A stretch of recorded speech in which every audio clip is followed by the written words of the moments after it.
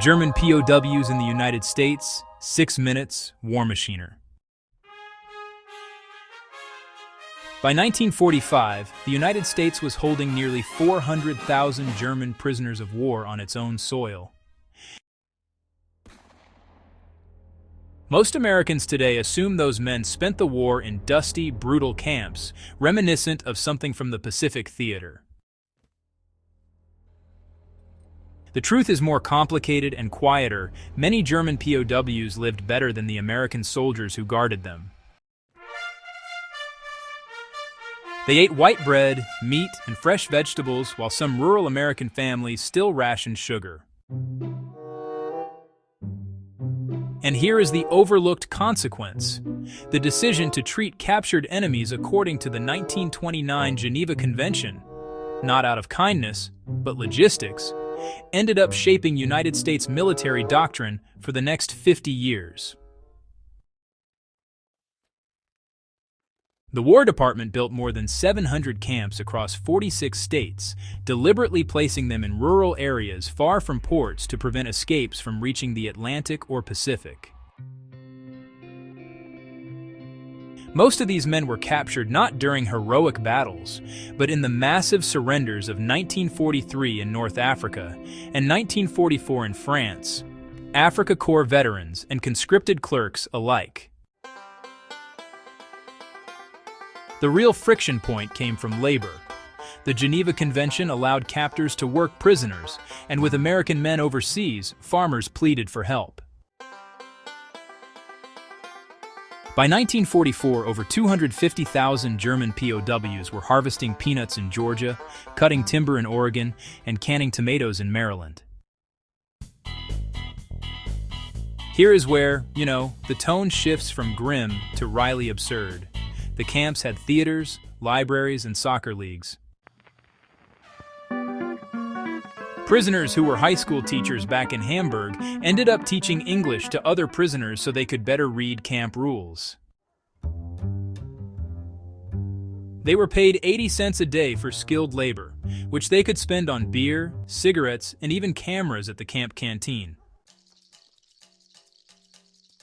Some guards grew so accustomed to the routine that they left their rifles in the armory and carried only nightsticks. Now, this was not a vacation. The hard analytical truth is that loyalty to the Nazi Party remained strong in many camps. The prisoners policed themselves, and pro-Nazi Lagerführer often beat or even murdered fellow Germans they suspected of disloyalty. The Americans largely looked the other way, believing that letting Germans govern German discipline reduced the burden on United States personnel. The exception was for violence or escape attempts, which sent prisoners to a reinforced cell with nothing but a wooden stool. Then came April 1945.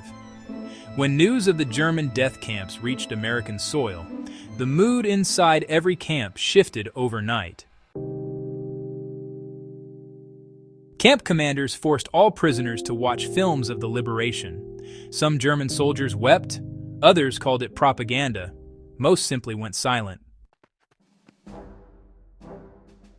But the Geneva framework held.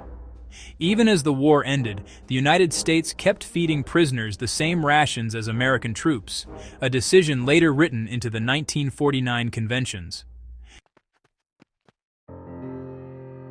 By 1946, the last prisoners went home, but nearly 2,000 did not leave. They had married American women they met while working on farms. You would never know these camps existed if you drove past them now. Most were torn down, the concrete sold for scrap. But the principle survived, that a nation can hold enemy soldiers in humane conditions without losing a war. Years later, some of those German prisoners returned as tourists, not to escape, but to show their grandchildren the place, where they learned that Americans treated them better than they had treated anyone. That quieter story is the one worth remembering. Subscribe to War Machineer and share this if you value history that goes deeper.